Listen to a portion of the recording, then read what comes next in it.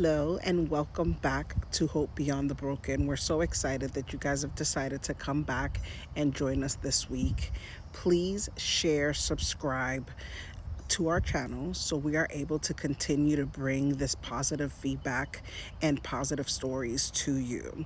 It is so exciting that we are able to share different people's journeys. So please join, subscribe, share this with someone, and now to the next episode. Hi, and welcome back to Home Beyond the Broken. Today is an exciting day for us. We are here with a group of gentlemen that are very impressive on paper and in person. And so we're so excited to bring this with you guys.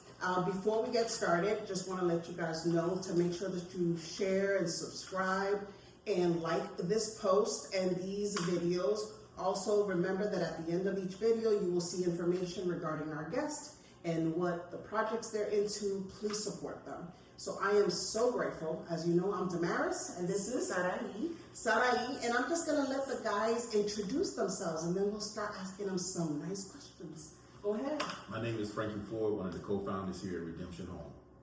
My name is Delman Gray, one of the co-founders here at Redemption Home. My name is Marcus James. I'm one of the co-founders here at Redemption Home.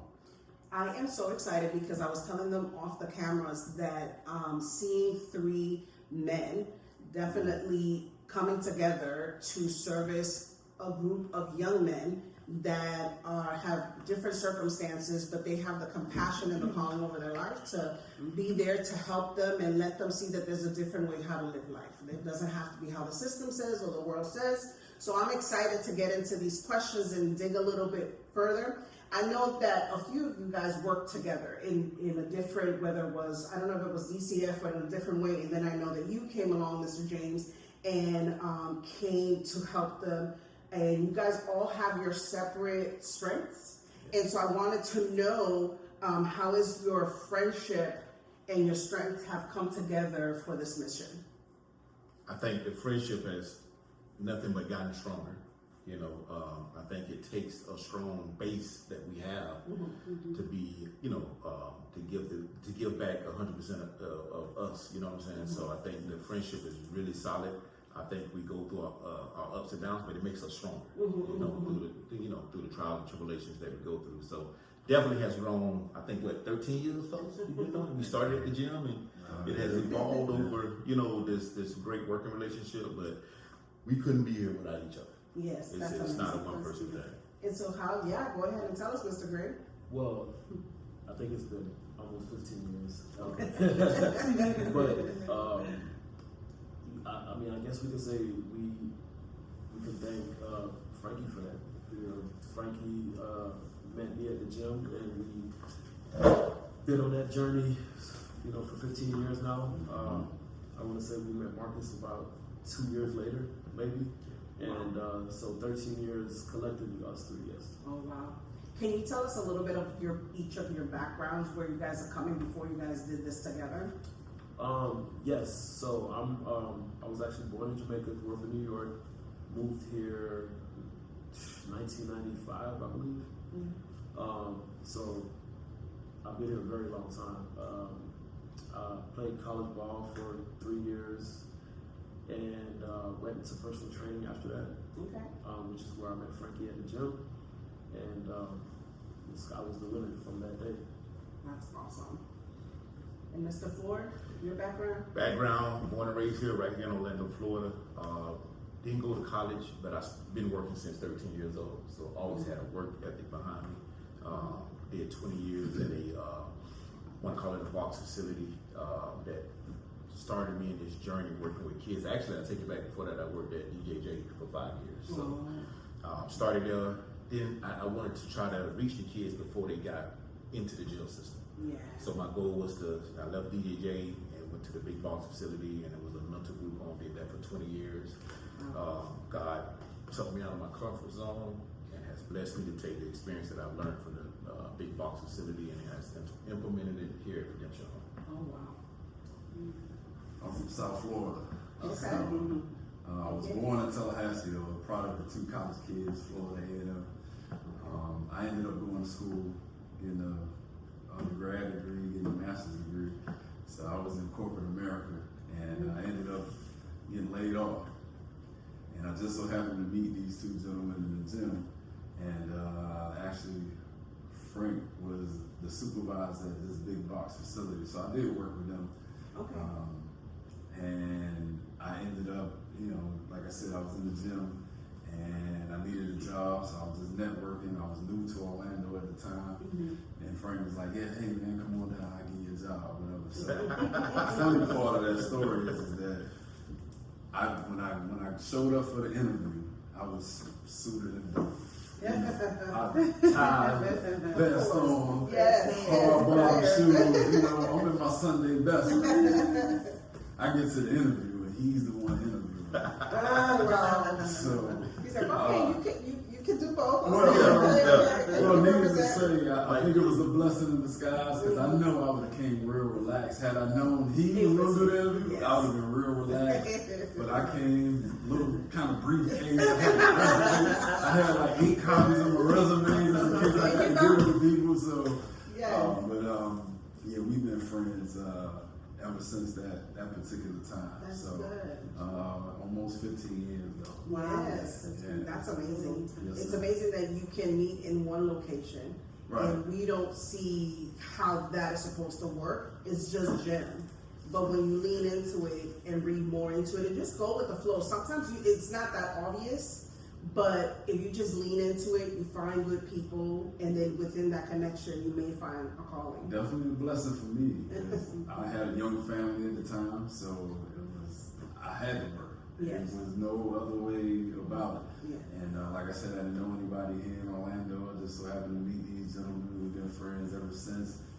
And I did end up leaving that big box, going back to the corporate world. Had the same experiences though, I guess, just getting laid off Yes. and everything. So I think character speaks a lot. Yes. We meet a lot of people throughout the gym and networking.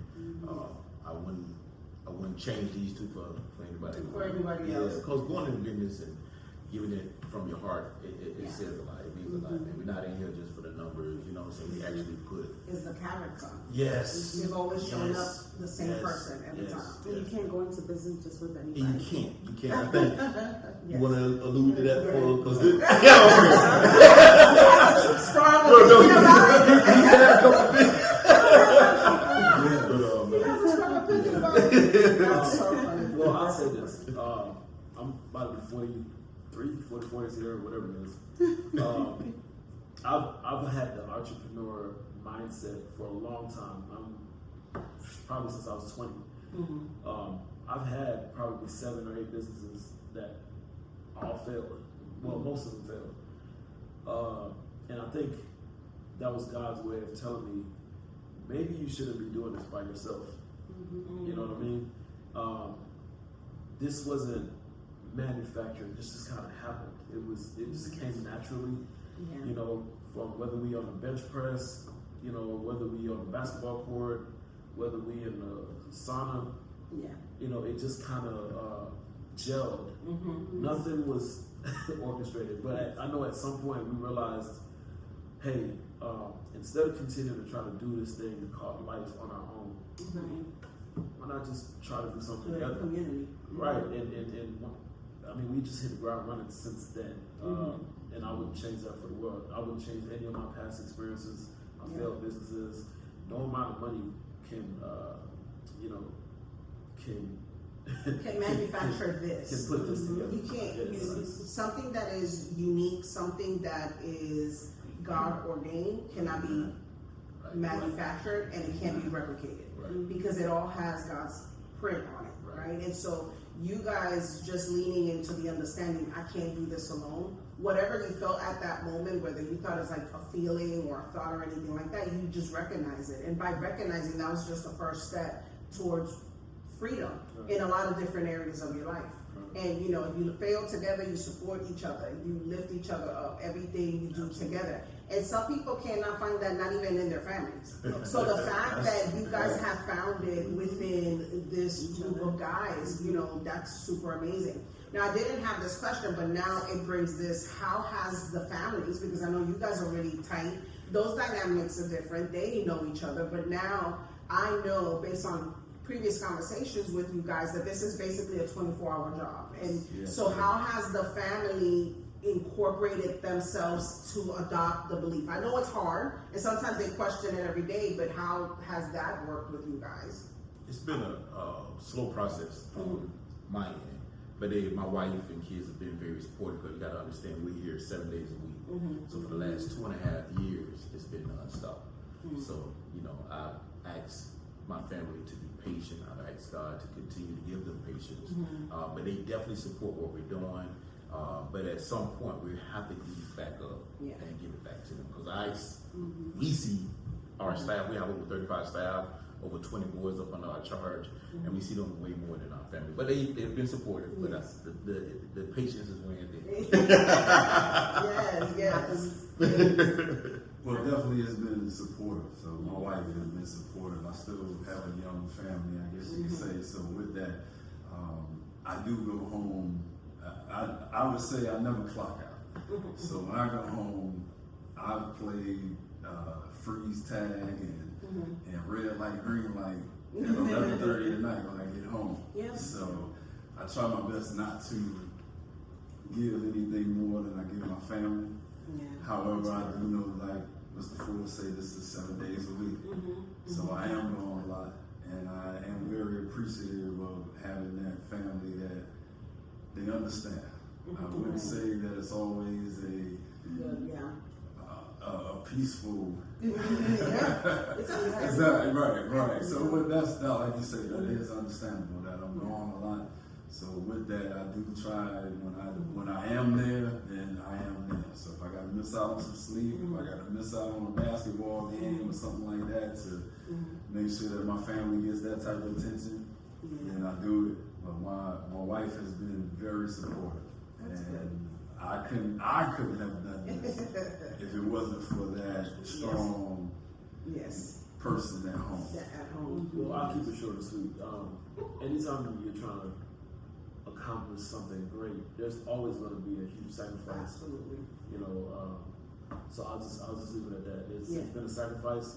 I think we've all probably done a good job of explaining that to our families, and they've been understanding for the most part. And I think once they see the impact that we're having on these others, we're actually changing the trajectory of some people's lives. These young boys. So when they come to the Christmas party, when they see the social media, they see the young man that's never been sung a happy birthday song. You know what I'm saying? That's emotional. It's like, wow, this kid is 17, he's never been sung a happy birthday song. So, I think that sacrifice, like Mr. Brady was alluding to, once they see the sacrifices that they're making, and we're changing the trajectory of some of these young boys' lives, I think that speaks volumes for what we're doing. So. Yes. And Sarah and I can relate because our parents started ministry when I was 11. Wow. She's the third child, so she was what, like 8 or something like that, 7. So we were very young when we started ministry, and before my dad started ministry, he told my mom, and she's like, well, God hasn't told me nothing. And so, you know what I'm saying? So I know what that looks like, you know what I'm saying? Having that tension that yes, we want to do something for the Lord, but then again, what does that look like for us? Right. And so he waited. He didn't have to, but he waited until my mom came around and one day told him, hey, I feel the calling because, she knew what that was going to cost. Okay. And so, but over the years, then it was, my mom started singing internationally. Then we all started traveling. He's preaching, he's evangelizing, you know what I'm saying? So it does at some point takes a toll, whether it's you're not with the family, you still see everything, but also, learning how to balance. I would say it's a balance. It's a balancing act, but I congratulate you and I honor your wives and your family for sticking it out, because it is hard and not everybody can understand what that really looks like. And so we definitely honor your wife and your family, and we're so grateful for them to give you guys the opportunity to give this gift to these kids. Exactly. So Be the best version of ourselves. so we love you, moms. And so in this, I want, before I start getting more into the details of what you guys are doing and stuff like that, you guys all bring unique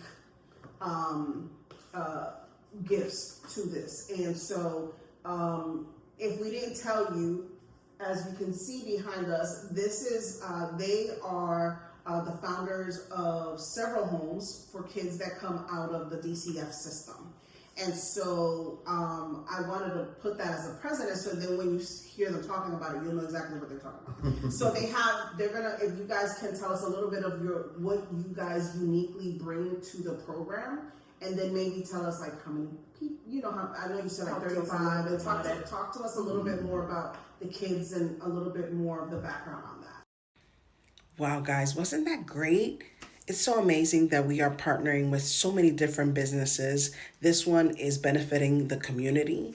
We love Redemption Home. We love what they're doing with the kids. We love the relationship within these three guys. And so we're very happy to be able to bring their story to the forefront, but also partner with them. So please like, share, and comment. Also, after this, you're going to see a slide that's going to have their QR code. Scan that and donate. Support in any kind of way that you can. We can all make a difference. It only takes one of us. So see you next time on the next episode.